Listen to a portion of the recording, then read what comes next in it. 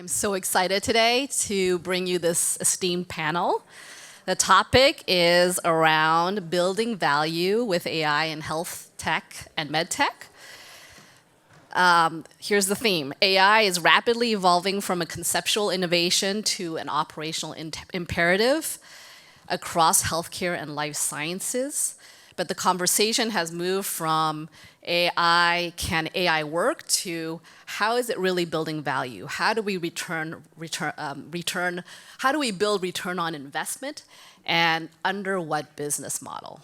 So my panel here will talk about that, and I'm going to have each of them introduce themselves and then talk a little bit shortly about one of the key challenges that keeps them up at night in their organizations. So, David? So I'm Dave Reese. I'm the Chief Technology Officer at Amgen, was previously head of R&D, trained here at UCLA, across the street in the old hospital. What keeps me up at night, what doesn't keep me up at night, the breathtaking pace of change and figuring out what's important, what I need to pay attention to and focus the organization on, and what I should ignore, the 95% or 99% of things that are coming at us each day. And I think that's a challenge for all of us. Thank you. Kathy? Hi, I'm Kathy Andriel, and I'm the new Associate Dean for Health AI Strategy and Innovation at the School of Medicine here at UCLA. And what keeps me up at night is we have done a very poor job of demonstrating and testing and evaluating what is the return on investment. And I don't just mean financial, I mean outcomes, I mean impact on efficiency, quality, safety, and so forth. It's something we're very focused on here at UCLA, but I think as a field we've done a very poor job of that. And it will speak to trust and adoption for users. Hi, I'm Josh Streit. I do business development for ADOC. ADOC is the world's largest example of production use of clinical AI used on real people, not in a lab. We're deployed here at UCLA. We're very humbled and happy to have that partnership. And I just want to, can I piggyback on yours? I liked what you said. I was going to talk about my fears related to my 3 daughters and their driving and all of those sorts of things. But I think both of our first 2 panelists hit on 2 things that actually need to be highlighted together. Number 1 is speed. I'm very afraid we're not going to go fast enough. The challenges currently being exhibited in our health system are alarming. They should be more alarming than they seem to be. And what we've done a poor job on, I think we really have to think about, in terms of return, we have to think about the patient. And it really needs to be all about the patient. We need to work together to build the health system we want to apply to ourselves. Every one of you is a future patient. And you need to think about the AI and everything else in terms of, what do I want to apply it on me? Literally, physically me, because it will be. Or it won't, and that might be a problem too. So that's sort of the orientation combination that keeps me up. Hi everyone, I'm Aaron Sievers, Chief Product Officer at Noom. So you can think of Noom as a co-pilot for your health in your pocket. You might know us as a weight loss program. For most Americans, losing weight is probably one of the best things they can do to improve their health. And so we start there, but we're now a holistic platform for consumers to engage in health every day.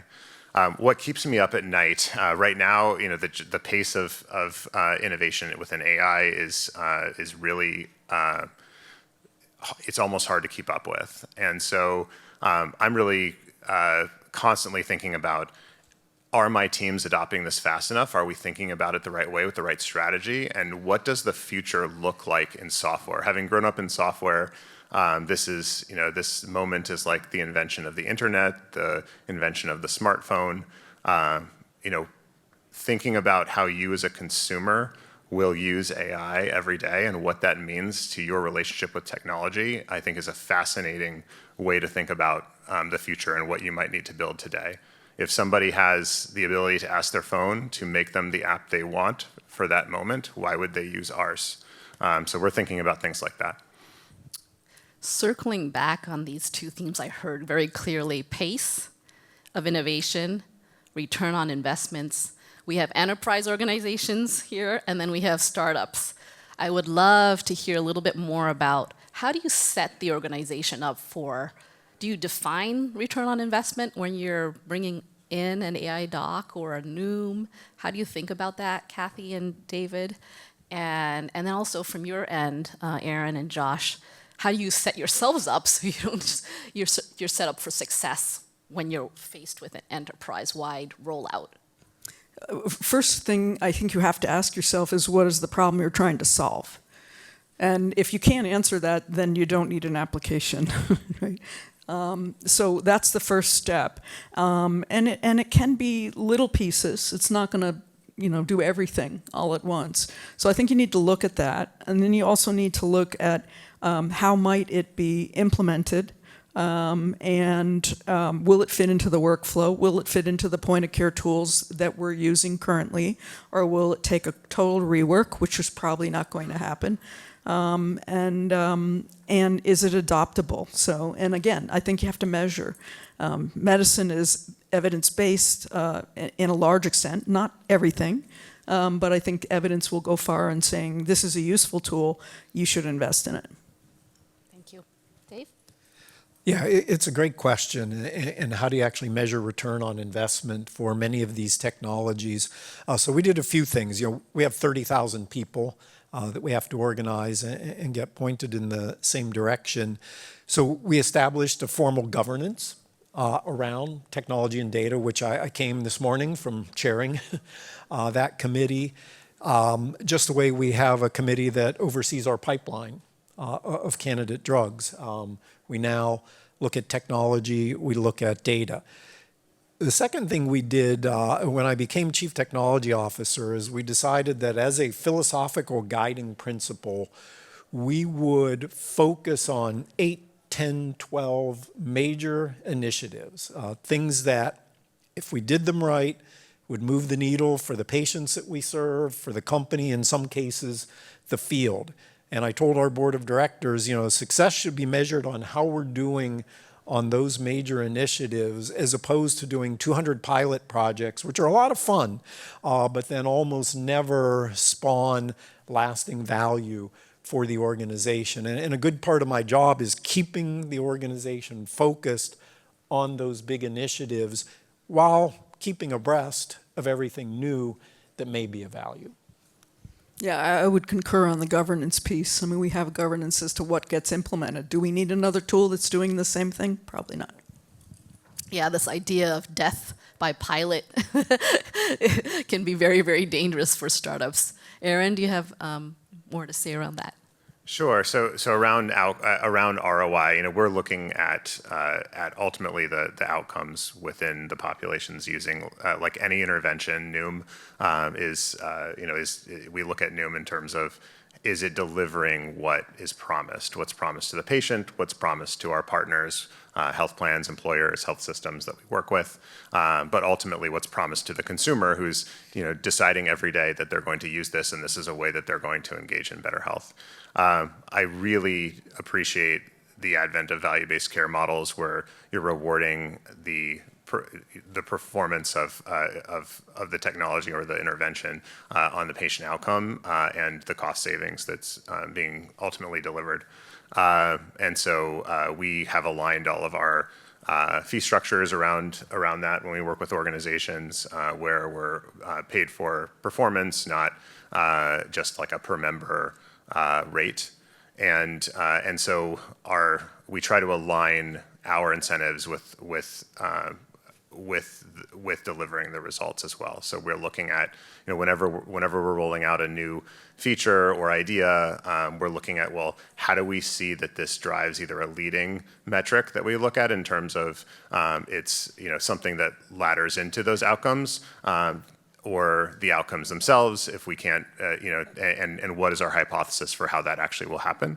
And so that metrics chain, which starts from, if I engage that user in this activity, this behavior, this feature, does it lead to the cascade of engagement that results in health outcomes, is something that we look at with every project. This is a big topic. I think a lot of some of you may be familiar with the paper from MIT. Came out last year. 95% of AI pilots fail. Raise your hand if anybody familiar. Yes. One hand. No one reads. Yes, 4 hands. Great. About 20 maybe. Okay, great. That was an interesting paper. It got a lot of criticism for its structure and its approach. I thought at least one really good nugget out of that paper was not in the 95, but was in the 5, because they articulated what made the 5% successful. And it turns out it wasn't the bazooka model that promised, manna from heaven and panacea and unicorns, but it was the really, really specific models that were highly tailored to the specific environment in which they had to be deployed and the problem it was trying to solve. And that gets us to what is being successful now so that you can have a return? The very first thing you have to identify is, who am I trying to benefit? What's the incentive? Let's work with today's set. The old Charlie Munger quote, right? Show me the incentive, I'll show you the behavior. So let's work with today's set of incentives to solve a problem for someone. Is that someone a doctor? Is it a nurse? Is it a patient? Who's the someone? But you got to identify one and then target it. So don't take the machete model that chops everything down. What that MIT paper showed is you need a scalpel. And the scalpel models, the scalpel projects are being adopted, and they are changing, at least in part, individuals or departments or maybe even a whole system. But be specific. I was in the 10th grade. Teacher taught grammar. It's really hard to make teenagers pay attention to commas. They're pretty boring, right? This woman was very into commas. Her name was Faye Vito, and she said an axiom that I've yet to find a single thing that contradicts it. And it's, you are only as good meant valuable, return. You are only as good as you are specific. And some general thing does an ED doc almost nothing. What do I do with this patient now? Be specific. What's the treatment? What's the medication? What's the reaction? I need a scalpel, so be specific. And we're finding that at ADOC. We started very specific, solve one problem, find one thing, do it reliably, do it over and over again. Now they can trust you. You mentioned trust. You can only deploy AI at the velocity of its trust. How will you trust it? Will you trust it with the machete bazooka approach to the 95% in the MIT paper, or are you going to start with the 5? Start and grow. And so like a tree grows from a seed, that's what we found to be effective. And I think we're going to have to do more and more of that. We're going to figure out how to repeat this and do many more of them.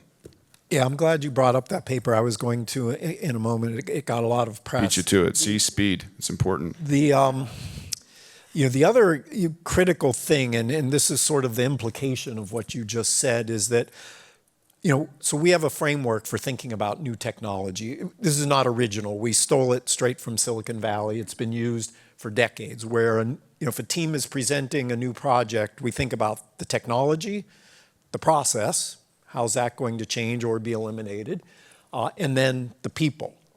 What's the education that you have to do, upskilling, change management. What the MIT paper showed, which we all actually knew, was that rarely did the technology fail. That's the easiest part. That's an engineering problem. We will solve it. It's on the people side and generating adoption and generating usage and belief. And so if you are thinking about in your organization how to introduce things, do not forget the change management piece. If you're developing your own applications you want to sell to someone, you'd better have a story around that, or else it will invite a degree of skepticism right off the bat. And so it's the people side where the game is actually won or lost. Yeah, and I agree. Technology, people, process. Technology is the easiest part. But I will also say, I think it's very important, particularly for a startup or starting out, to have, for example, the clinician in the loop, okay? So I'll give you an example of one of the very first companies, and it was a huge company, that got into this game very, very early, and they developed a machine learning application to detect very, very, very, very, very, very subtle rib fractures. What do you do clinically for a very, very, very, very, very, very subtle rib fracture? Absolutely nothing. So why develop a tool to do that? So I think you have to have the end user, whether it's the patient, the hospital, administrator, finance, physician, you need them on your team side by side. It's a team sport to put these things together, and you have to have the end user in the loop. Yeah, no question. I just want to emphasize that. You keep saying great things that I want to emphasize. And it sounds. rehearse this. No, I want to. What did you say we had to do? We had to align ourselves with the chief AI officer at the institution as closely as you can. No, but it is partnership. We can't do anything without you. Like, we literally can't do anything. You want to train a model? You need data to train it on. Where's that data? It's behind her firewall. If you don't train on the right data, you have nothing. The technology part that she said is the easiest. You've got nothing. So you have to partner at every single level so that you can get to the people level and actually try to benefit them, in their department and their daily workflow. And I'll move back. That was a little creepy. Josh, I really liked what you said about finding and knowing your use case and kind of focusing on one thing at a time. I also liked David talking about the process and making sure you understand how do you actually implement this. And so that's actually something we've seen at Noom. I think others have seen where you deploy the tools out there, give everyone access to Claude, ChatGPT, et cetera, and assume that it's going to improve productivity and that people will figure it out. Well, some people do figure out some things, but most of the time they're finding out, oh, this is really cool, look how much I can do, but they don't get anything all the way there. And so what we've started to do is figure out, well, within each department, how do we actually focus us? I have a product within Noom, agentic steering committee. Our engineering team, Rich, our CTO, has a version of this as well, and we're working kind of together because we're part of the same process. But we're treating it like a product backlog where we identify what are the use cases that we want to actually prove out end to end and show that we can make truly useful, because otherwise it's very easy to get things 80% of the way with the off-the-shelf AI tools that are out there, but 80% of the way is not going to actually be something that actually helps. You have to get something all the way. I like that. I'm going to push you a little bit on that, but also timing, because you're talking about focus and timing.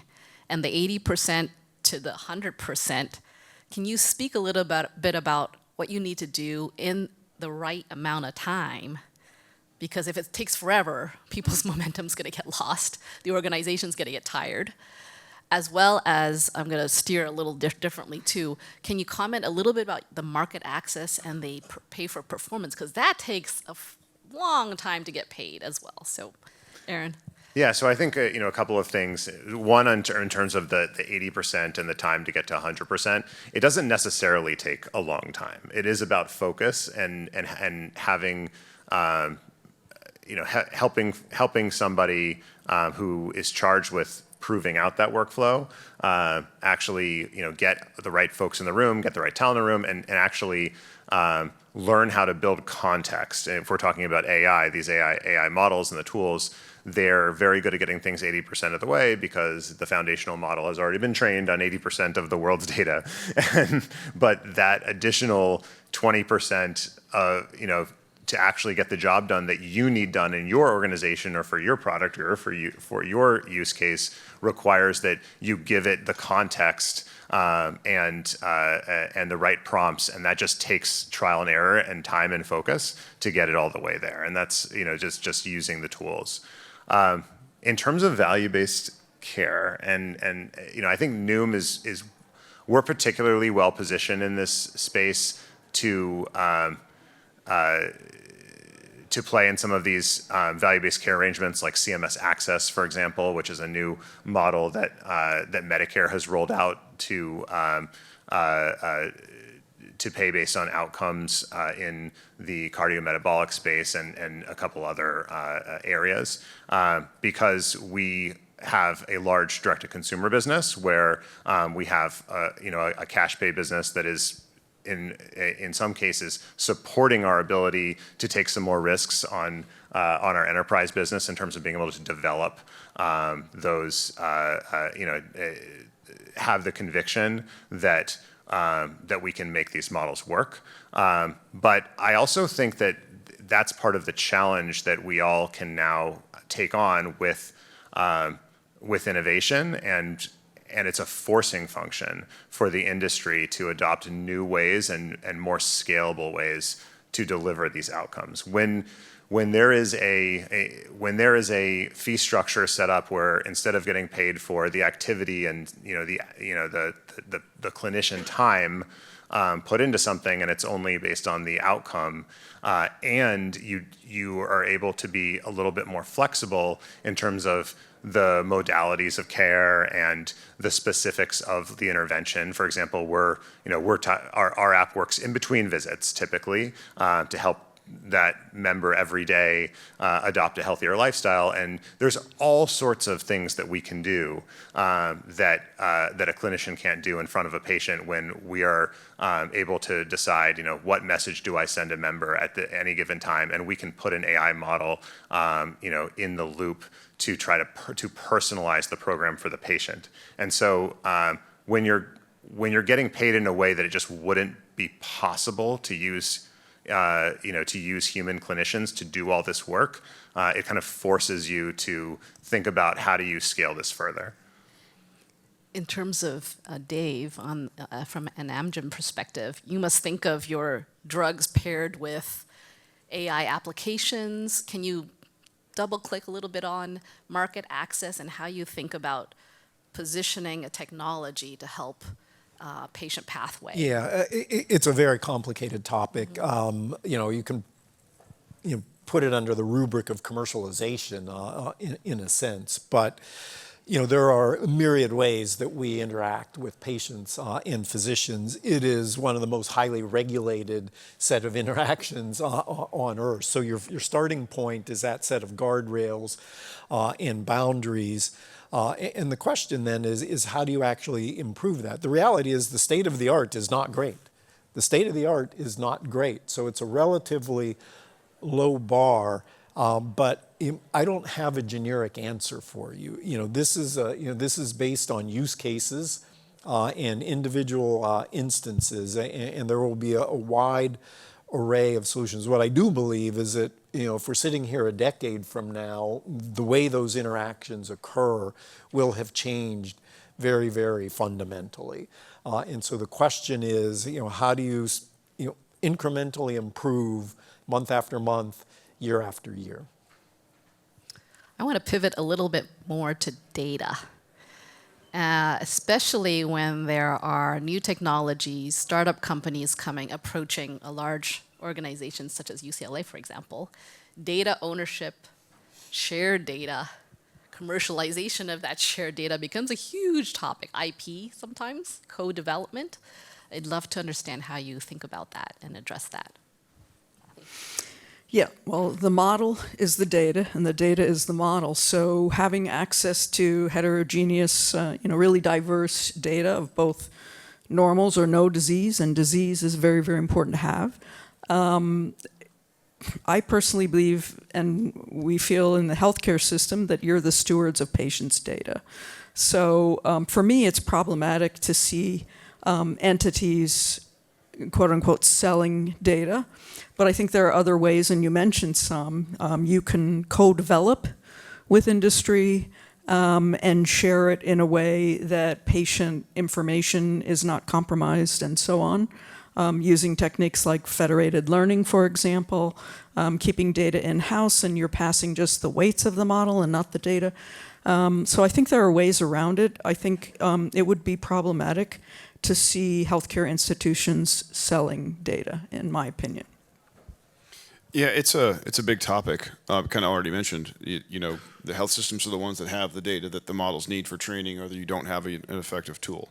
You just don't. So you have to reconcile the need to have the appropriate data exposure with the right, prevalence of XYZ disease that you're trying to solve for, so that it's beneficial. I'm gonna actually ask a question in reply to all of this, and it's based on the following. ChatGPT is the most widely adopted by number of users, LLM. More than half of its training data was Reddit and Wikipedia. Something like 60-something%. So you ready to bring that into your PHI environment? I think a question for the field is, do you need as a requirement, that's a big, heavy word, and I'm just putting it out there for question. I'm not saying that this is my opinion. This is something we're trying to figure out in partnership. Do you need a clinically native model to safely bring into this environment because you're the steward of the patient's record? You're the steward of the actual patient. Like your client is someone you're physically, literally taking care of. So do we need to make sure that we have something trained on something that reflects that patient and not Wikipedia? What do you guys think? Well, I think models that are natively trained on medical data may do better initially, but these models are getting so much better, so quickly that I think more and more medical data is included in them. Yes, if it was trained on data from the internet, do you believe everything that's on the internet? Hopefully not. But I think, and the same thing, philosophically, we've tried to do the best models, the most generalizable models that we developed in-house by getting diverse patient data. Maybe that's backwards. Maybe you fine-tune and train internally so that it fits your patient population.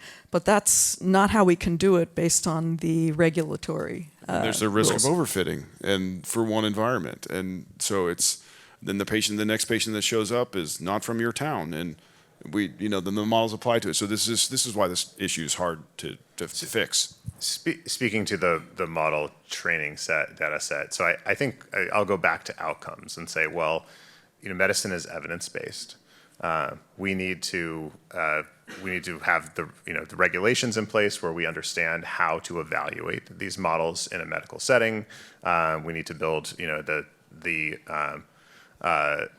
the best practices to be able to understand what they are good at, who they're good at providing support and decisions about, and then to some extent don't assume that one particular data set is better than another for a particular use case. Actually do the actual studies. Measure it, in other words, yeah. Be sure, validate. Unfortunately, the regulatory bar is very low. It doesn't give you much information as to whether it's going to work for you or not. And except for some of the things that you can do with PCCP, so predetermined change control protocol, models are fixed at the time that they're approved. And so if you have changes, which you have to monitor for in real time, the model may not do very well. And we test things in what we call shadow mode on our patient population to see if it breaks. And I can tell you that many FDA-approved models never make it out of shadow mode. So it is a problem. I think the FDA is learning and trying to evolve, but it's not a great bar. And how it's prompted and what context you give it at that time is a huge factor as well. So it's not just the model, it's the whole solution you built around it as well. And then even the models that do work well, they break too. And so the question is, what breaks them and how fast? And can you fix them? And so that's the other thing. Here's a message for everybody. All AI breaks. All of it. Especially the regulated stuff that's locked in a box, and then you send it out into the wild, and then it's exposed to things on which it was not trained, and you do that long enough, and it just stops working. So how do you solve for that? All of these things have to be managed in every single disparate healthcare environment. Yeah, I think, to the points Josh and the others are raising, I think many of these challenges will be obviated with the new models, which, and because of some of the partnerships we have, we get a look at times of models, one or two versions beyond what's been released into the wild, and they're improving so rapidly and ingesting. There were about 220 zettabytes of data produced last year. That's an estimate, no one can count. A zettabyte is 1 followed by 21 zeros. It's a lot. About 30% of it was healthcare related, much of it driven by imaging, of course, which consumes massive amounts of memory and data. So the question is, how do we make all of that tractable and usable? So it's been said 1,000,000 times that data is the oil of the 21st century. And the reason it's been said 1,000,000 times is it's true. And so we, as an organization, have made an enormous effort over the last 2 years to organize our data, simply to catalog it is a challenge. And then to decide what data sets are actually worth, conforming to what are called FAIR principles, findable, accessible, interoperable, and reusable. And much of it is not, and this is true in every large academic center, and it's true in every large organization. So then prioritizing, what do you want, render fair? We're one of 2 organizations on Earth that has the most protein engineering data, by a mile. Okay, there's value there, but how do you organize it? How do you extract that value? So these are very core strategic and philosophical questions, but the data itself are invaluable. Now, most of what we do is in partnership, and we work with foundation models, and then, of course, we layer our own data on top of that, and then we tune that model. And those sorts of things, we see increments improvement in 3 to 6 month cycle times, as opposed to a standard pharmaceutical drug discovery program, which is on a 12 to 14 year cycle time. And that's the world we're living in right now.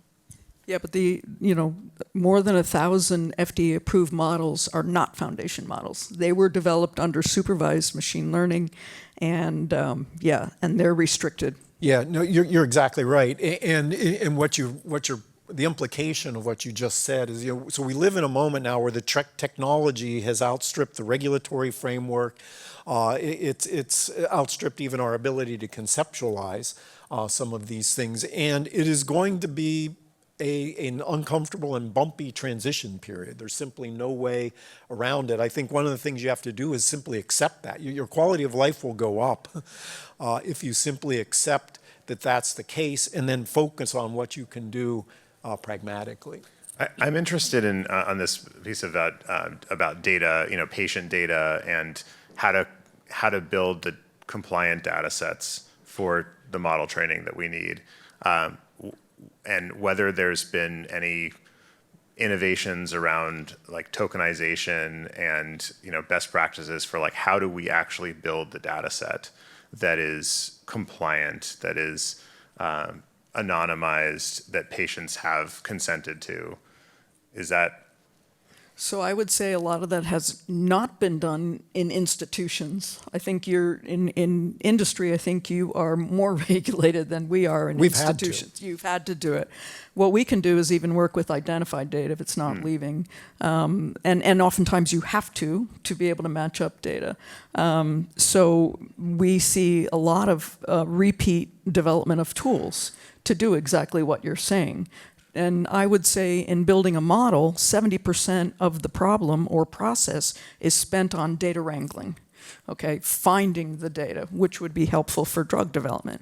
Finding the data, understanding what's in the data. What is your data cohort? And then preparing it for consumption by a mathematical model. So that's 70% of the problem. For those founders in the room, this is a space that you might want to think about. Absolutely. Huge opportunity. We need tools. I recently heard Cheryl Wilmer from Mayo's Cancer Center. They went back and put a huge amount of financial and like organizational effort into cleaning all their data from the past, like 20 years back, in order to kind of move forward.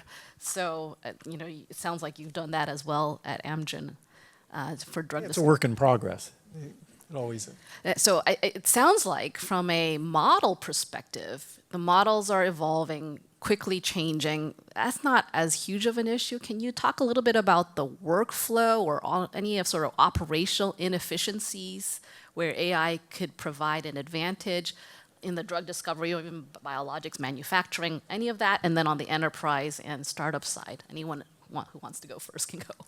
Sure. Yeah, go ahead. So my role faces the entire enterprise. So from drug discovery and drug development, through commercialization and simply running the business. I'll give you a few examples where we're really excited. The long-term payoff, I think, is in biology and actually understanding disease biology at a level that we currently don't. We have about a couple hundred petabytes of multi-omic data. It's one of the largest, data sets in the world. We have an NVIDIA supercomputer now, and we are building models to try to understand disease biology, things like autoimmune diseases, where there are so many variables, the data are so multidimensional. You've got 15 rheostats in the immune system that are being adjusted, and you've got an environmental exposure background on a genetic background. We've been knocking our heads against the wall for half a century against many of these diseases. Now I think we actually have a shot at understanding them. For our purposes, it's to then understand targets and launch drug discovery programs. So that's one area where I think over time we're just going to see discovery science really open up. And the second area, and this is the unsung area, is in manufacturing. You mentioned that. And so our most recent plants are heavily infused with AI and machine learning. I'll give you just a simple example. It's not sexy. No one will ever write a headline in the New York Times about this. But it's an FDA requirement that when a batch of drugs goes down a line, that line has to be cleared. And that is done manually. That is the state of the art, that you manually clear that line. Well, working with partners, we installed a dense array of cameras that then, through image analysis and AI learning, develop models that can actually clear that line. Well, what does that mean? It takes about half an hour to clear the line manually. It takes about 90 seconds with this new system. Think about the number of batch runs over the course of the year. Think about the number of additional days, actually weeks of additional production that you're getting. I calculated that the return on investment there was measured in months as opposed to many years. So that's a simple little example. Now think if you put 50 or 100 of those together across an enterprise, now you're actually having a very profound impact on the economics of what you're trying to do. And so thinking of these examples and then focusing on them and delivering is another big part of my job. It's a great example. Kathy. Yeah, no, I think workflow improvement in the dysfunctional healthcare system is something that is kind of low-hanging fruit, and I think would be easily adopted. And I'll give you a quick example, hopefully, of we look at in radiology. We have a lot of expensive toys, and having an MR scanner sit empty is very costly. And so we built a model to try and predict which patients are most likely to be no-shows, or even worse, the late show, who sort of torpedoes your whole schedule. And it was a very simple model, and it came down to common sense. Older patients in the winter at high traffic areas in Boston are not going to show up. So what we were able to do is target those patients and tell them, and others, patients who knew they were going to get contrast for their imaging exam, did not want to come. So it's education and communication, sending a car perhaps or a van or whatever, improved the no-show problem and the cost of having an empty scanner. So I think there are simple things, again, thinking about what is the problem you're trying to solve. And you can get those ideas about those problems from people who are at the front lines. Thanks so much. I'm going to hold because I know we need some time for questions. We're going to use the next bit for a couple of questions from the audience. Does anyone have any question that they might want to ask our panel? Yeah, we're back here. Oh. Yes, sir. In the white. You guys kind of spoke about how right now regulatory is kind of taking a industry first kind of approach when it comes to managing AI systems and implementation in healthcare outside of logging the model. Can you guys kind of speak about the balance you kind of have to maintain between innovation and really developing med devices in a really compliant and thoughtful kind of way, especially with the EU AI Act coming about, 62304 is being updated to include AI software in its system. So I would just love to hear a little bit more about that. I'll go first. It's such an easy question. So I get mine out of the way. We're finding that we're dealing with the FDA primarily. That's our main market. Obviously, we deal with EU. We're deployed all over the world. Most of the time, countries are either going to take sort of the basis of what the FDA has done or a CE mark solution, and they kind of work from there. So you kind of have two main systems that we're working through. We here in the United States, to Catherine's point, the majority of what has been approved has been on a prior machine learning individual targeted basis, dates back to 1995, which is when Pixar released the first animated movie, fully animated by computers. Everybody remember what that was? Toy Story. Toy Story, exactly right. So we're using the same system since then up to now for the majority of those solutions. Now you have foundation models that have come on, big models, transformers, et cetera, et cetera.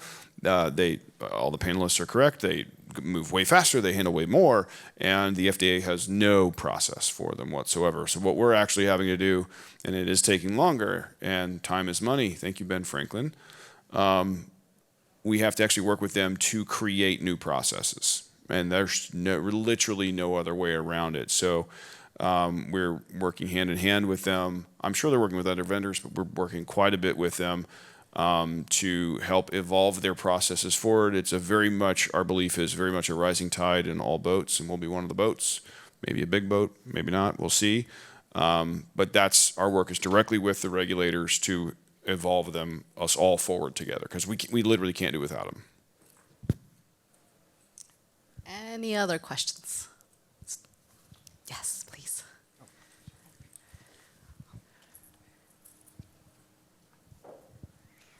Thank you so much. That's a fantastic panel. Vicky Blacks from J&J. I guess my question, and that's what I'm seeing also in big pharma, is what will be kind of the lowest hanging fruit or the lowest activation energy to really ingest some of the AI tools, especially around efficiency, but not only, also for data analysis within kind of the larger organizations. I think rightfully so, and you kind of touched upon it, we're facing some of these barriers in terms of, we can't use ChatGPT, obviously, or other tools like Claude and so on as easily. And we need to create some tools that are specific, not only for our own applications, but also that will actually live within the ecosystem of the the enterprise. So I'm really looking forward to your perspectives on this.